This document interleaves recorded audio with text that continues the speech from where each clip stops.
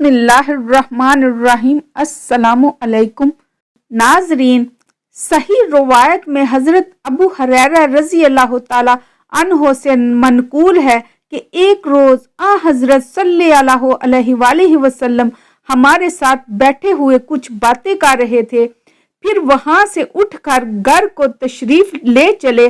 میں بھی آپ صلی اللہ علیہ وسلم کے ساتھ ہو لیا۔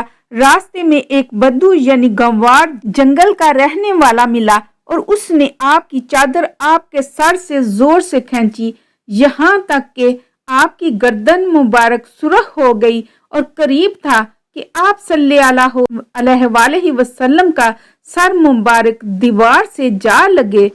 حضرت صلی اللہ علیہ وآلہ وسلم نے اس گنوار کی طرف متوجہ ہو کر فرمایا کہ تیرا مطلب کیا ہے؟ تو کہہ۔ اس نے کہا کہ یہ دونوں میرے اونٹ غلہ سے بھر دے، اس واسطے کہ جو تیرے پاس مال ہے وہ مال خدا کا ہے، کچھ تیرا اور تیرے باپ کا نہیں ہے۔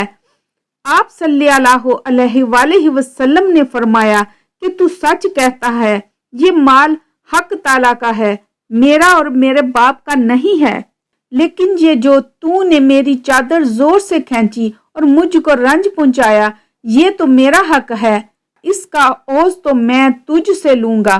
اس نے کہا کہ میں ہرگز اس کا عوض نہ دوں گا۔ آپ یہ کلمہ فرماتے تھے اور نہایت خوشی سے مسکراتے جاتے تھے اور وہ بھی جواب دیتا جاتا تھا۔ جب اسی گفتگو میں تھوڑی دیر گزری تب حضرت صلی اللہ علیہ وآلہ وسلم نے ایک شخص کو بلا کر فرمایا کہ اس کے ایک اونٹ پر کھجور اور دوسرے اونٹ پر جو بھر کر اس کے حوالے کرو۔ طبرانی اور حاکم اور ابن حبان اور بہقی اور دوسرے قابل اعتبار محدثین نے ایک یہود کے عالم کی زبانی روایت کی ہے جس کا نام زید بن ثانہ تھا کہ وہ کہتا تھا کہ میں نے اگلی کتابوں میں رسول آخر الزمان صلی اللہ علیہ وآلہ وسلم کی تعریف دیکھی تھی اور وہ سب اوصاف حضرت صلی اللہ علیہ وسلم میں پائے جاتے تھے، مگر دو وصفوں کا حال مجھے معلوم نہ تھا، ایک یہ کہ غصے پر حلم غالب ہو اور دوسرا یہ کہ سخت بات سننے سے غصہ نہ آئے بلکہ اور نرمی زیادہ ہو۔ سو میں چاہتا تھا کہ ان دونوں باتوں کو کسی طرح سے آزماؤں۔ مدت تک اس کے انتظار میں رہا۔ اتفاق سے ایک مرتبہ حضرت صلی اللہ علیہ وآلہ وسلم نے مجھ سے کھجور بطور قرض خریدے اور اس کے ادا کرنے کی ایک مدت مقرر کی۔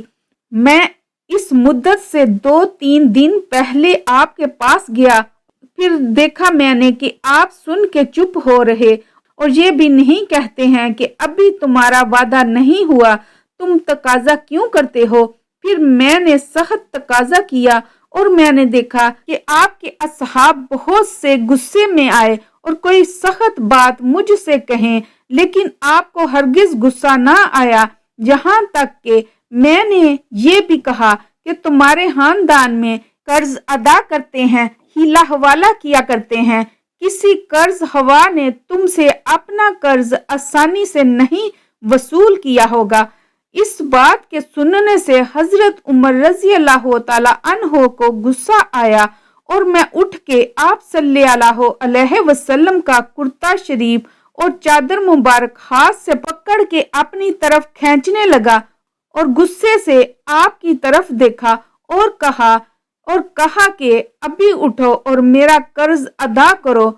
حضرت صلی اللہ علیہ وسلم اٹھ کھڑے ہوئے اور حضرت عمر رضی اللہ تعالی عنہ بے قرار ہو کے تلوار لے کر میرے سر پر پہنچے اور کہنے لگے کہ اے دشمن خدا کے، تو باز نہیں آتا ہے، ابھی تیرا سر اڑا دیتا ہوں۔ رسول اکرم صلی اللہ علیہ وسلم نے مسکرا کر حضرت عمر رضی اللہ تعالی عنہ کی طرف دیکھا اور فرمایا کہ مجھ کو تم سے یہ توقع نہ تھی، تم کو چاہیے تھا کہ مجھ کو سمجھاتے کہ اس کا قرض اچھی طرح آسانی سے ادا کیجیے اور اس کو سمجھاتے کہ نرمی سے تقاضا کرو، سو اس کے خلاف یہ کیا بات ہے جو تم کہتے ہو؟ حضرت عمر رضی اللہ تعالی عنہ بہت شرمندہ ہوئے اور عرض کی کہ یا رسول اللہ، اس سے زیادہ مجھ میں صبر نہیں ہے، اگر آپ فرمائیں تو میں اس کا قرض ادا کر دوں۔ آپ صلی اللہ علیہ وآلہ وسلم نے فرمایا کہ جاؤ، اس کا جتنا قرض ہے وہ دو اور 20 سا اور زیادہ اس کو دو، تاکہ تمہاری اس بدسلوکی اور سخت گوئی کا عوض ہو جائے۔